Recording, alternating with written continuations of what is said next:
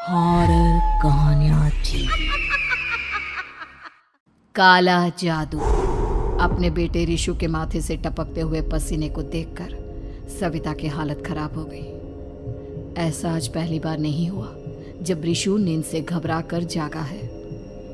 हाय मेरा बच्चा, न जाने किसकी नजर लग गई है तुझे। जब से मेरे बच्चे ने 10वीं के एग्जाम में स्कूल टॉप किया है तब से रोज बुरे बुरे सपने आने लगे हैं। हाँ माँ, मैंने आज फिर से एक काले साए को देखा। वो यहीं मेरी आंखों के सामने खड़ा था।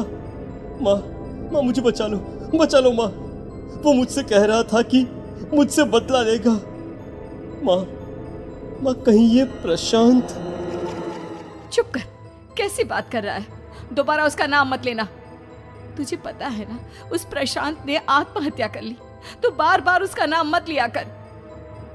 मम्मी, क्या सच में प्रशांत ने आत्महत्या की थी? चुप कर, बहुत सवाल पूछता है आजकल। और फिर रात के वक्त सविता के पूरे घर में एक अजीब सा काला धुआं छाने लगा। गहरी नींद में सोई सविता की जैसे ही आंख खुली उसका दम घुटने लगा। वो दौड़कर रिशु के रूम की तरफ गई जहां उसके दरवाजे पर घूमती एक काली परछाई देख वो बुरी तरह से घबरा गई। कौन है वहाँ? कौन है? सामने आओ। ये मैं हूँ, तुम्हारी काली करतूत।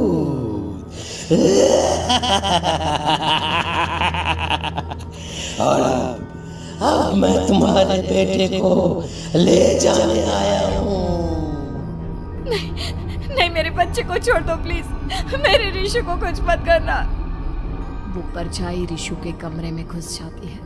सविता भी उसके पीछे पीछे दौड़कर जाती है और देखती है कि अब वो साया साफ नजर आ रहा था। वो सर से पैर तक खून में सना हुआ था और उसके शरीर के सारे अंग कटे फटे हैं। क्या चाहिए तुम्हें?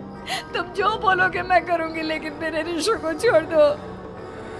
उस परछाई ने रिशु को गर्दन से पकड़कर दीवार के सहारे हवा में उछाल दिया। रिशु जोर जोर से चिल्लाने लगा। माँ बचाओ मुझे, बचा लो माँ। ये मुझे मार डालेगा। माँ मुझे बचा लो माँ। नहीं ऐसा मत करो। मुझे मार दो लेकिन मेरे बच्चे को छोड़ दो। मैं तुम्हारे आगे हाथ जोड़ती हूँ। वो परछाई रिशु को जमीन पर गिरा देती है और अचानक वहां से गायब हो जाती है। रिशु, मेरा बच्चा, तू ठीक तो है ना? कुछ बोल बेटा, क्या हुआ है तुझे? मैं ठीक हूँ माँ। क्या हुआ था यहाँ पर? कुछ नहीं बेटा, कुछ नहीं। तू परेशान मत हो। हम कल ही गांव के बाहर जो तांत्रिक महाराज रहते हैं उनके पास चलेंगे। ठीक है माँ, हम जल्द ही उनके पास चलेंगे। मुझे बहुत डर लग रहा है माँ। ये बार बार मुझे डरावने सपने आना, ये सब हमारे साथ क्यों हो रहा है माँ? अगले दिन सविता अपने बेटे रिशु को लेकर गांव के बाहर तांत्रिक के पास जाती है। जिस जगह पर तांत्रिक रहा करता था वो जगह बहुत डरावनी थी। चारों तरफ कंकाल और खूब भूतियां नजर आ रही थी। गांव से दूर वीराने में उस जगह पर जोर से आंधी चल रही थी। रिशु ने डर कर अपनी माँ का हाथ पकड़ लिया। माँ मुझे बहुत डर लग रहा है। ये कैसी जगह है? देख बेटा, हमारे साथ जो कुछ भी हो रहा है उसका इलाज सिर्फ और सिर्फ ये तांत्रिक महाराज ही बता सकते हैं। अब यही है जो हमें प्रॉब्लम से बाहर निकाल सकते हैं। जैसे ही सविता और रिशु तांत्रिक की झोपड़ी के अंदर पहुंचे, वहां का नजारा देखकर उनकी आंखें फटी की फटी रह गई। तांत्रिक की झोपड़ी के अंदर कई सारे लोग अपनी गर्दन घुमा घुमा कर जोर जोर से चीख रहे थे। कौन हो तुम और यहाँ क्यों आई हो? महाराज, मेरे बेटे को कुछ दिनों से एक डरावनी काली परछाई नजर आती है और कल रात उसने मेरे बेटे पर हमला भी कर दिया।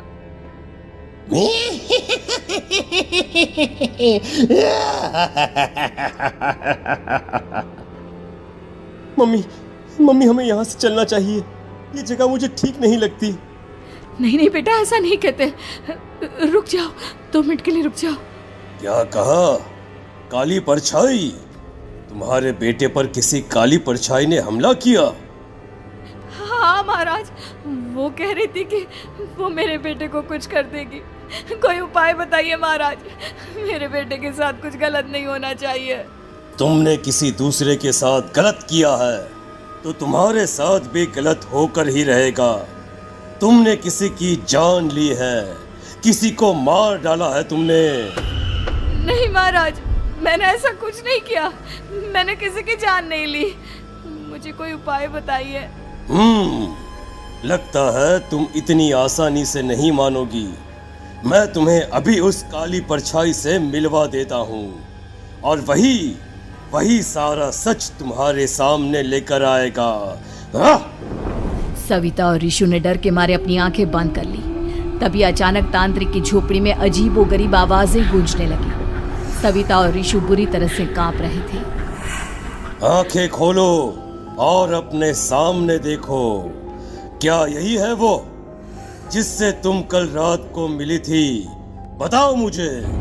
हाँ, इसने कल रात मेरे बेटे के ऊपर हमला किया था। ये उसी लड़के की भटकती हुई आत्मा है जिसे कुछ दिन पहले तुमने मार डाला था। मम्मी ये महाराज क्या कह रहे हैं? क्या सच में आपने किसी की जान ली है, किसी को मार डाला है? अगर हाँ तो बताइए ना मम्मी, किसको मारा है आपने? किसको? तुम्हारी माँ इतनी आसानी से सच नहीं बताएगी बेटा। इसने एक बच्चे की जान ली है। कहीं उसका नाम प्रशांत तो नहीं महाराज? वो मेरा दोस्त है, मेरा मतलब मेरा पड़ोसी है। सही पहचाना। देखा सविता, तुम्हारा खुद का बेटा भी जानता है कि तुमने किसी के प्राणों की बलि चढ़ा दी और इसीलिए अब उसकी बुरी आत्मा तुम्हारे घर में भटकती है। मुझे माफ कर दीजिए महाराज, मुझसे बहुत बड़ी गलती हो गई। प्रशांत हमारे पड़ोसी का बेटा था।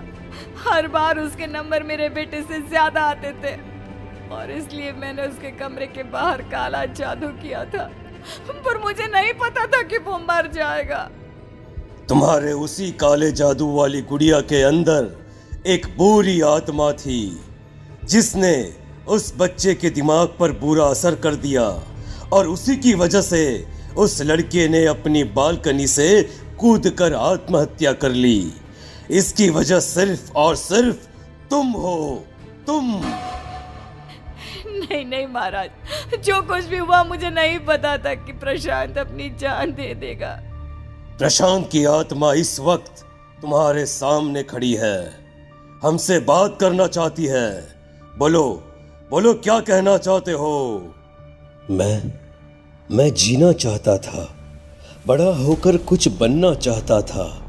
आपके बेटे से मुझे कोई परेशानी नहीं थी। अरे वो तो मेरा अच्छा दोस्त था। मुझे माफ कर दो बेटा, मुझसे बहुत बड़ी गलती हो गई, मुझे माफ कर दो। माफ करने से मुझे वापस जिंदगी नहीं मिल जाएगी। मेरे माँ बाप आज भी मेरे लिए रोते हैं। आपने मेरे साथ बहुत गलत किया है, बहुत गलत। और तभी अचानक प्रशांत की आत्मा वहां से गायब हो जाती है। सविता जोर जोर से रोने लगती है। सुन लिया तुमने?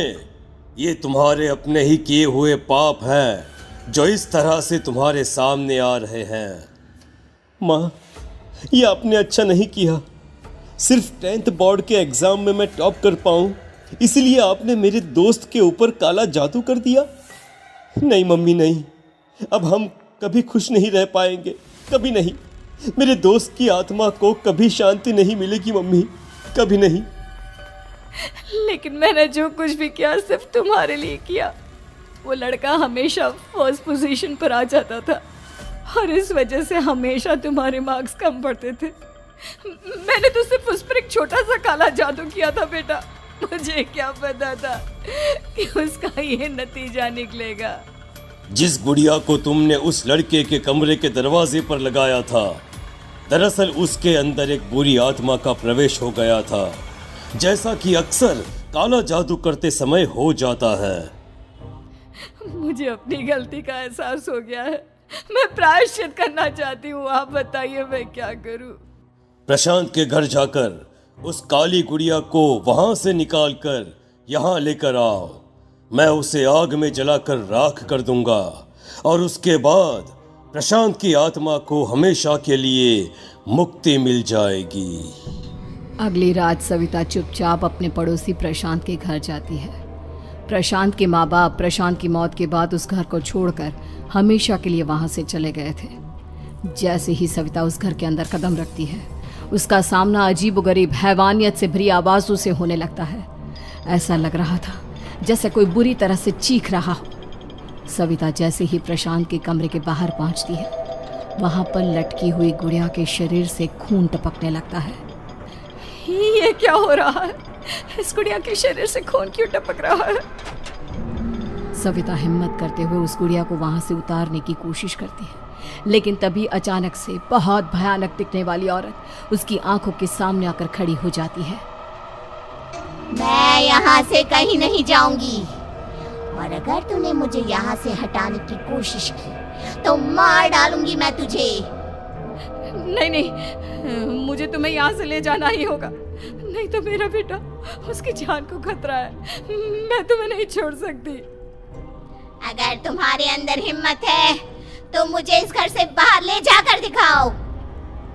और ऐसा कहकर वो औरत सविता के ऊपर हमला कर देती है और उसे हवा में उछाल उछाल कर जमीन पर पटकती है।